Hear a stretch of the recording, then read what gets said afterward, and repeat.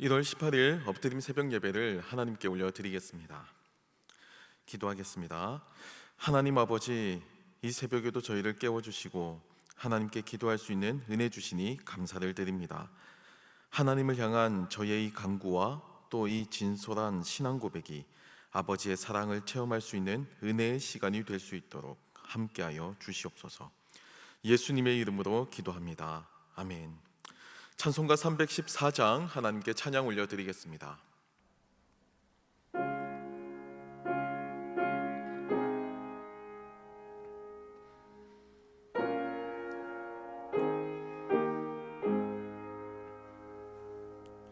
내 구주 예수를 더욱 사랑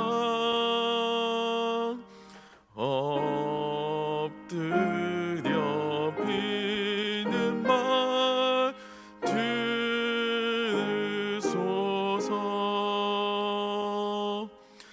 내 진정 소원이 내 구주 예수를 더욱 사랑 더욱 사랑. 이전엔 세상 나 기뻤어도 지금 내 기쁨은 오직 예수. 다만 내 비는 말 내 구주 예수를 더욱 사랑 더욱 사랑. 이 세상 떠날 때 찬양하고 숨질 때 하는 말 이것일세. 다만 내 비는 말 내 구주 예수를 더욱 사랑 더욱 사랑.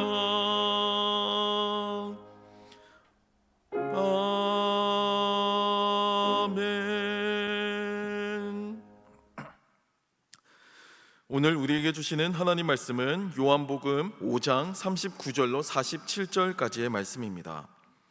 신약성경 151쪽, 생명의 삶은 100쪽에서 101쪽입니다. 이제 하나님의 말씀을 봉독합니다. 너희가 성경에서 영생을 얻는 줄 생각하고 성경을 연구하거니와 이 성경이 곧 내게 대하여 증언하는 것이니라. 그러나 너희가 영생을 얻기 위하여 내게 오기를 원하지 아니하는도다.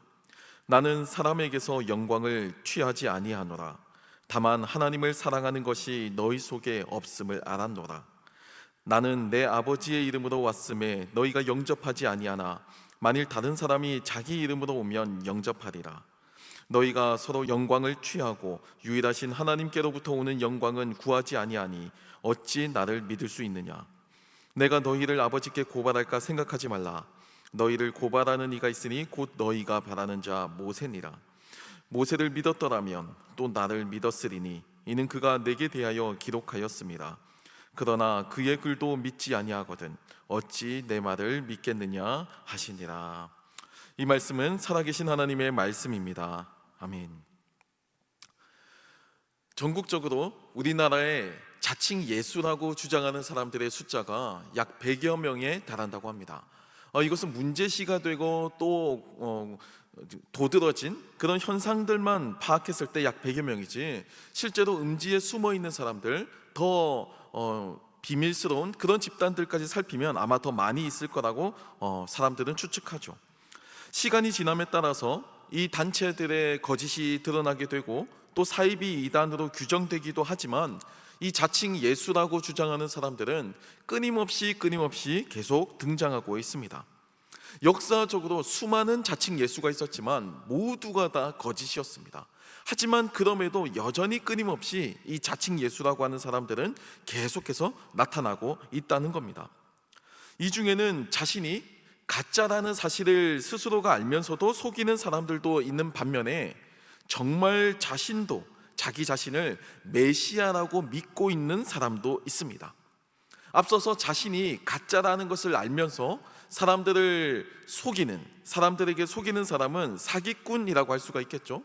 하지만 뒤에 나오는 자신도 자기 스스로를 진짜 메시아라고 믿는 사람은 아마 대부분의 경우 과대망상증인 경우가 많을 겁니다.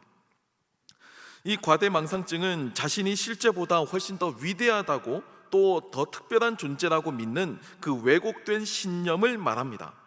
이 과대망상증은 정신적, 심리적 장애로 분류가 되고요, 주로 조현병이나 아니면 양극성 장애, 나르시시즘, 성격 장애 등과 연관되는 정신적인 질환입니다.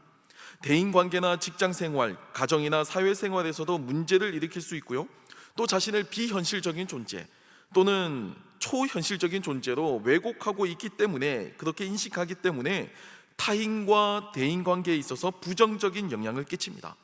나는 일반적인 사람이 아니니까 일반적인 사람과 관계하는 것을 굉장히 힘들어하고요, 또 그 사람들에 대한 평가에 굉장히 예민하게 반응을 합니다. 자신에 대한 비판에 대해서 특별히 더 과민 반응을 보이기도 하고요, 비현실적인 목표를 추구하는 특징이 있습니다. 현실 속에서 성실하게 삶을 살지 않고 언제나 비현실적인 자신만의 망상에, 그 자신이 세워놓은 그 감옥 속에 스스로를 가두고 그렇게 삶을 살아가는 경우가 많다는 겁니다. 그래서 많은 학자들은 이 과대망상증은 기본적으로 자존감과 관련이 있다라고 이야기를 합니다. 스스로 높은 자존감을 가지고 있는 것처럼 보이지만, 나는 신의 아들이라고, 나는 천재라고, 나는 세상을 구원할 메시아라고, 이렇게 높은 자존감을 보이는 것처럼 보이지만 실제로는요, 그 안에는 자신이 숨기고 싶은 그 낮은 자존감, 그리고 깊은 열등감을 보상받기 위해서 그렇게 과장된 행동을 한다라는 겁니다.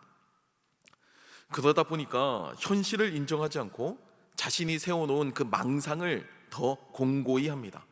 자신이 세워놓은 그 망상, 자신의 세계를 더욱더 단단하게 만들고 그 안에서 나올 생각을 하지 않아요. 왜냐하면 나오게 되면 내가 불안해지기 때문입니다.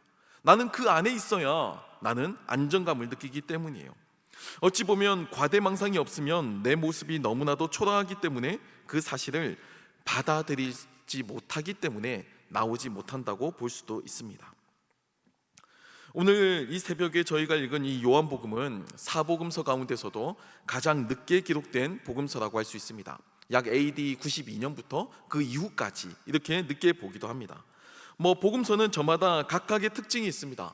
예를 들면 마태복음은 회심한 유대인들을 대상으로 쓰여졌기 때문에 유대인들 정서에 익숙한 관습이나 풍습이나 율법에 대한 묘사가 많이 나오고요, 또 유대인들이 익숙한 개념이나 단어가 많이 등장합니다. 특별히 구약 성경을 통해서 구약 성경에 예언되어 있었던 이 메시아가 실제로 예수 그리스도다라고 증명하는데, 이것을 밝혀 보여주는데 목적이 있는 것이 마태복음의 특징이라고 할 수가 있죠. 반면에 누가복음은 약자들의 복음서라고 하는 별칭이 있듯이 여자나 어린아이나 노인들을 위한, 그리고 이방인들에 대한 관심이 더욱더 도드라져 보이는 복음서라고 할 수가 있습니다. 이 누가복음에는 특별히 이 약자들에 대한 묘사가 많이 나타납니다. 그리고 이 약자들에 대한 관심과 사랑이 다른 복음서보다 훨씬 더 강조되어 있습니다. 마가복음은요, 이 사복음서 가운데서 가장 먼저 쓰여진 복음서라고 알려져 있습니다. 그러니까 마가복음이 일종의 원본인 거예요. 마가복음이라는 텍스트 기준이 있고 그 다음에 누가복음 그리고 마태복음이 각각의 전통에서 또 쓰여지고 가장 마지막에 요한복음이 쓰여졌다라고 일반적인 신약학자들은 이야기하고 있습니다. 마가복음은 가장 먼저 쓰여졌기 때문에 이 예수님에 대한 행적을 가장 기본적인 내용을 담고 있습니다.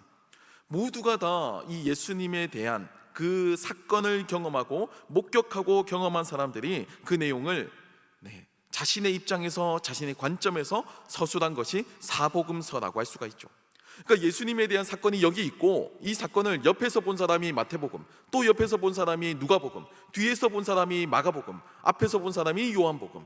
그러니까 예수님을 각자 자신이 처해 있는 그 방향에서 그 강조점을 가지고 기록한 게 사복음서의 특징이라고 할 수 있다라는 겁니다. 이 마태복음, 마가복음, 누가복음 모두가 다 우리들의 이 경험과 관찰을 통해서 예수님을 추적해 나갑니다. 그리고 그 예수님이 실제로 하나님의 아들이셨다라고 결론을 이르게 되죠. 이게 일반적인 세 복음서의 특징입니다. 하지만 저희가 오늘 읽고 있는 이 요한복음은 앞서의 세 복음서와는 약간 결이 다릅니다. 실제로 이 세 복음서와 이 요한복음은 사실 겹치지 않는 부분이 약 70%가 될 정도로 더 새로운 내용이 많이 있습니다. 요한복음은 우리의 이 경험과 관찰 이전에 이미 존재하고 계시는 그 예수님의 신성을 강조하고 있습니다. 여러분, 요한복음의 시작이 어떻게 시작되고 있죠? 태초에 말씀이 계셨다라고 선언하죠.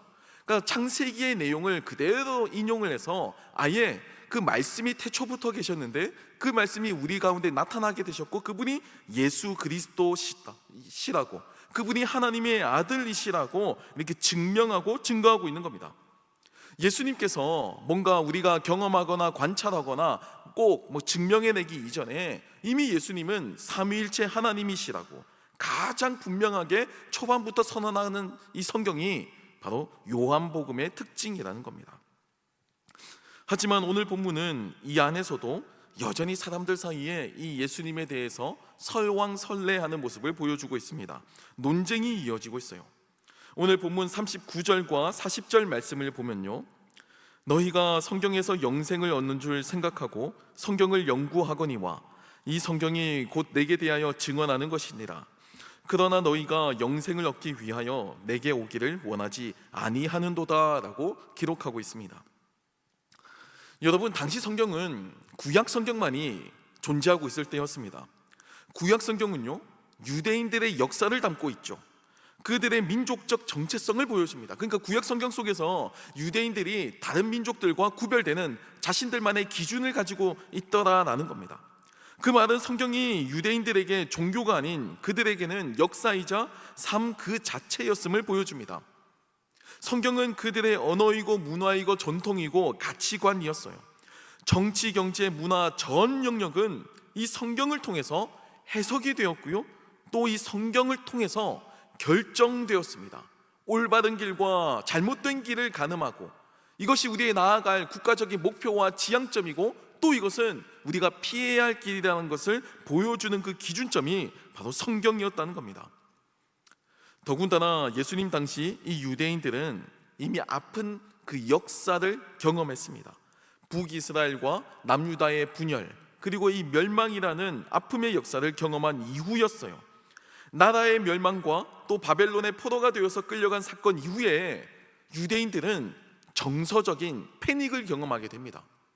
하나님께서 다윗 왕조에게 약속을 해주셨잖아요. 그게 구약 성경의 내용이잖아요. 내가 영원히 이 다윗 왕조를 영원히 이어가게 하겠다, 하나님께서 지켜주시겠다, 솔로몬의 성전을 끝까지 지키시겠다라고 약속해 주셨잖아요. 하지만 북이스라엘 멸망, 특히 남유다의 멸망과 바벨론의 포로가 되어서 끌려간 이 사건은 굉장한 충격과 트라우마를 남겼습니다.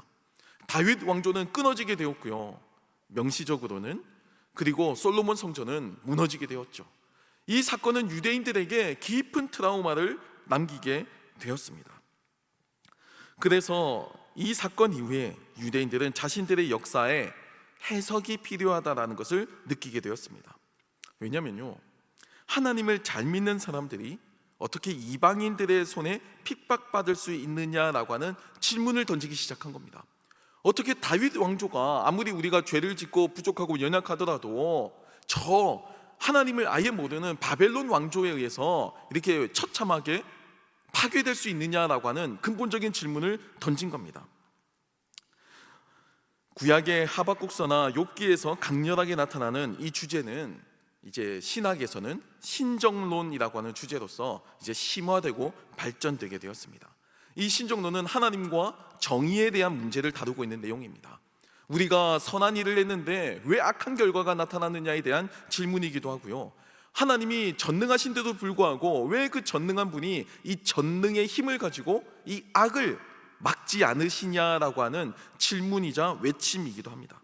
중요한 사실은요, 유대인들은 자신들이 경험한 이 역사를 신학적으로 재해석했다는 점입니다. 어떻게 다윗 왕조가 멸망할 수 있는지, 어떻게 아브라함의 후손이 나라를 이룰 수 있는지에 대한 이 질문에는 역사적인 답변이 필요한 것이 아니고 신학적인 답변이 필요했습니다. 그래서 오늘날 현대 이스라엘의 그 건국 이면에 자리하고 있는 사상이죠, 시오니즘. 이 시오니즘이 등장하게 되는 겁니다. 우리가 멸망하게 된 것, 우리가 고난을 당한 것은 결국 하나님의 언약을 잘 지키지 못해서라고 하는 이 신학적인 해석을 가지고 자신들의 역사를 다시 투영시켜서 바라보게 된 겁니다. 율법을 어겼기 때문에 나라가 망했고, 율법을 어겼기 때문에 우리가 포로가 되었다라고 하는 그 반성이 생겨나게 된 겁니다. 나라가 멸망당하고 식민지가 되고 또 포로가 되어서 끌려간 이 전 국민적 트라우마 사건이 군사력이 약해서도 아니고 정치를 잘 못해서도 아니고 율법을 제대로 지키지 않아서라고 이야기한 민족이 유대민족이라는 겁니다. 그러니까 유대민족이 얼마나 성경을 가깝게 여기고 소중하게 여겼겠냐고요. 유대인들은 날마다 성경을 연구하고 이 성경 말씀을 암송하고 또 성경 말씀을 가르쳤습니다. 가정에서, 학교에서, 회당에서, 사적인 공간에서, 공적인 공간에서 어디서든지 유대인들은 이 성경 말씀을 자신들의 근과 옥조로 여기고 가르쳤습니다. 하지만 안타깝게도 유대인들이 이 성경을 대하는 태도는 진지하고 옳았지만 그 과정에 문제가 있었습니다. 성경을 통해서 영생을 얻는 줄 생각하고 연구하는 것까지, 딱 거기까지는 훌륭하고 좋았지만 문제는요, 이 성경이 예수님을 가리키고 있고 또 이 예수님을 통해서만 영생에 이를 수 있다라고 하는 그 사실까지 발견하지 못했다는 겁니다. 성경에 나와 있는 그 문자의 겉 내용만에 침취해 있었지 실제로 그 안에서 하나님의 마음과 진리는 발견하지 못했다는 겁니다. 특이하게도 요한은 이러한 유대인들의 모습을 너희가 영생을 얻기 위하여 내게 오기를 원하지 아니하는도다 라고 설명하고 있습니다. 이건 인지의 문제가 아닙니다. 이건 원하지 않음의 문제예요. 내 마음에 심리적인 저항감이 있고 거부감이 있어서 확연히 드러나는 진리를 수용하지 못하는 겁니다. 마치 과대망상증과 같이 내가 만들어 놓은 이 감옥의 담벼락을 공고히 하고 나는 이 안에서 나올 생각이 없다라고 마음의 결단을 통해서 예수님을 밀어냈다라는 이 요한의 평가예요. 성경에 기록되어 있지 않아서 예수님을 발견하지 못한 것이 아니고 유대인들 스스로가 원하지 않았기 때문이다라는 겁니다. 심지어 본문 43절을 보면 이렇게까지 설명하고 있죠. 나는 내 아버지의 이름으로 왔음에 너희가 영접하지 아니하나 만일 다른 사람이 자기 이름으로 오면 영접하리라 라고 전합니다. 쉽게 설명하면 유대인들은 이 예수님을 원하지 않았다는 겁니다. 원하지 않았기 때문에 성경에 기록되어 있는 예수님에 대한 설명을 부정했어요. 그리고 심지어 유대인들은 이 하나님의 이름으로 오는 메시아를 원하지 않았다라고 이 충격적인 설명을 하기도 합니다. 왜 그랬을까요? 그토록 성경을 사랑하고 자신들의 역사를 하나님의 말씀에 비추어서 반추할 줄 알고 성찰할 줄 아는 민족, 그 민족이 유대민족인데 왜 그들은 이렇게 예수님에 대해서만큼은 과민 반응이라고 할 정도까지 부정하고 밀어내고 있었을까요? 앞서 제가 유대인들의 삶에는 율법이 자리하고 있다라고 설명을 드렸습니다. 유대인들에게 율법을 빼면요 진짜 아무것도 남지 않습니다. 그만큼 율법은 유대민족의 정체성이자 민족이자 문화 그 자체였습니다. 하지만 실제로는요 그들의 문화와 이 종교를 들여다보면 하나님 그 자체를 섬기는 것이 아니고 어찌 보면 율법으로 운영되는 그 종교적인 형식과 제도, 그 문화와 풍습에 길들여져서 그 안에서 자신들의 삶을 만들어내고 그 안에서 그 삶을 그냥 계속 이어나가는 것에 목적을 두고 살았음을 발견할 수 있습니다. 하나님이 중요한 것이 아니고요, 종교와 율법과 제도가 그들에게는 더 중요했던 겁니다. 그래서 율법을 해석하고 이것을 적용하는 그 율법 법원이 따로 있었죠. 산헤드린 공의회, 이거 그들 유대민족의 자치민족 기관이지만 이 산헤드린 공의회는 1차적으로는요 율법을 해석하는 기관입니다. 제사장들이 참여하고 있었고요, 바리새파들이 참여하고 있었습니다. 성경을 경전으로 해서 마치 헌법재판소가 헌법을 연구하고 판결하듯이 산헤드린 공의회가 정치적인 현안을 자신들의 율법을 바탕으로 해서 해석하는 기관까지 있었다라는 겁니다. 또한 율법을 위한 연구원들이 따로 존재하고 있었죠. 서기관들, 바리새파 모두가 다 율법을 연구하는, 적용하는 교사들이었습니다. 그래서 하나님의 뜻을 보여주기 위해서 정말로 하나님의 아들이신 예수님께서 이 땅에 오셨음에도 그들은 그게 보이지 않았던 겁니다. 자신들의 신학 전통과 해석을 지키면서 예수님을 보니까요, 예수님이 너무 초라한 겁니다. 갈릴리 나사렛이라고 하는 천한 동네, 별 볼 일 없는 동네, 아무도 관심 가지지 않는 변두리 중에 변두리, 어떻게 그곳에서 하나님의 아들 메시아가 나올 수 있느냐고 반문을 하는 겁니다. 권위 있는 기관에 학위도 없는 초라한 메시아를 받아들일 마음이 애초부터 없었다는 겁니다. 그들은 다윗 왕조라고 하는 허울과 그리고 바리새파 전통, 사두개파 전통이라고 하는 각 신학 전통에 그 자부심으로 똘똘 뭉쳐있던 민족이었어요. 그래서 아무런 바탕이 없는 예수님을 받아들일 이유와 마음이 없었다는 겁니다. 제가 더 솔직하게 표현하면 당시 유대인들에게 예수님은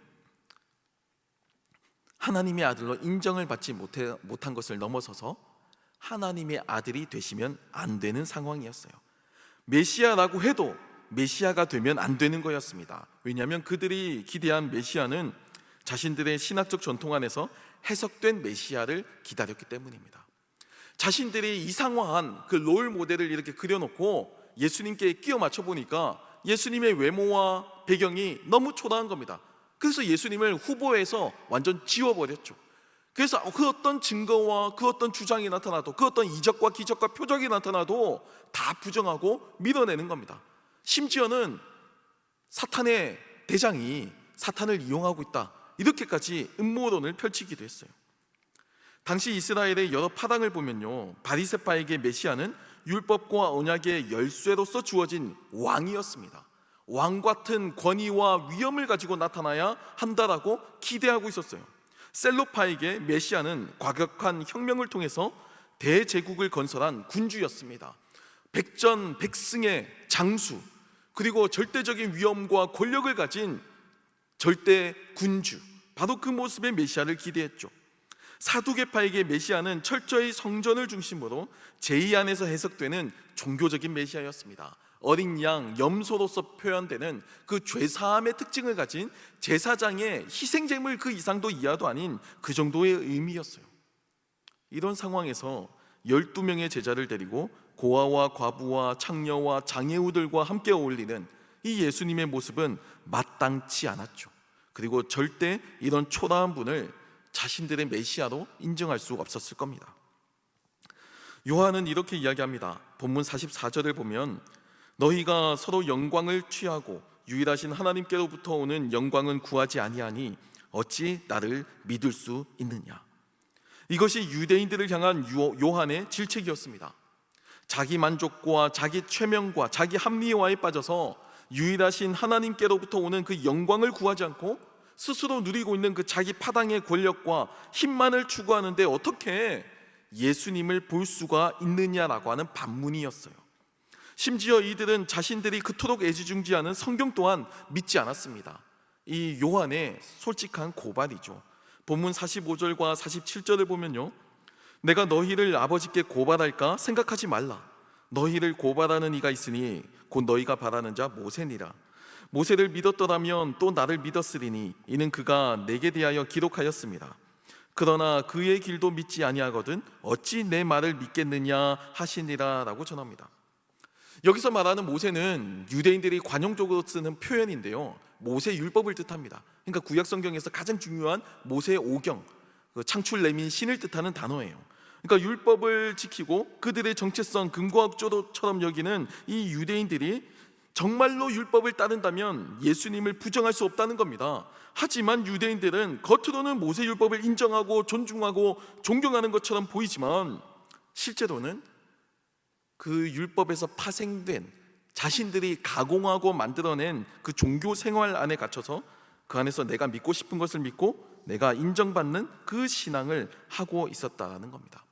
내가 원하는 것만 골라서 취사 선택하는 신앙생활이 바로 유대인들의 모습이었다는 거예요. 사랑하는 성도 여러분, 많은 사람들이 성경을 존중합니다. 그리고 예수님을 존경합니다. 성경에 좋은 말씀이 쓰여져 있다는 것에 동의하고요, 또 예수님은 훌륭한 분이시라고 많은 사람들이 이야기합니다. 하지만 냉정하게 말해서 좋은 말씀, 성경이 좋은 말씀이다라고 하는 평가, 그리고 예수님이 훌륭한 분이다라고 하는 이 평가는 성경이 영생의 말씀이다, 또 예수님이 하나님의 아들이시다라는 평가와 하늘과 땅 차이입니다. 우리는 이 성경에 우리를 향한 하나님의 사랑이 담겨져 있고 또 예수님 안에 이 구원의 능력이 담겨져 있다고 믿는 사람들입니다. 하지만 오늘 우리들의 신앙을 한번 살펴보았으면 좋겠습니다. 오늘 이 본문에 나오는 유대인들과 같이 우리의 신앙이 때로는 익숙해져서 길들여져서 화석화된 신앙과 같이 마치 내 신앙의 연수를 자랑하면서 내가 만든 나만의 우상 숭배를 가지고 신앙생활하고 있는 것은 아닌지 반성해야 할 필요가 있다고 생각합니다. 겉으로는 신앙이 좋고요, 또 신앙생활도 열심히 하지만 실제로는 하나님을 사랑하는 것이 아니고 하나님을 사랑하는 것이 우리 속에 없는 것은 아닌지 우리는 늘 두렵고 떨림으로 살아야만 합니다. 우리는 예수님 안에 있는 이 영생의 말씀을 발견하고 그 안에서 주님을 증언하며 주님과 같이 희생하고 양보하고 사랑하면서 삶을 살아야만 합니다. 오늘 이 새벽에도 이 말씀을 붙잡고 살아가는 저와 여러분이 되었으면 좋겠습니다. 이 말씀을 통해서 힘내서 살아가는 저와 여러분, 그리고 유대인들의 그 악습의 전철을 밟지 않고 하나님을 사랑하는 것을 우리의 마음의 중심에 두고 살아가는 저와 여러분이 되길 기도합니다. 함께 기도하겠습니다. 살아계신 하나님 아버지, 주님을 사랑한다고 고백하면서도 실제로는 내 안에 주님의 사랑이 없음을 발견할 때도 있습니다. 바쁘고 분주한 세상 속에서 뒤처지지 않기 위하여 아둥바둥하며 살지만 매일의 은혜와 감격을 누리기보다 전전긍긍하며 허비하는 삶을 살기도 합니다.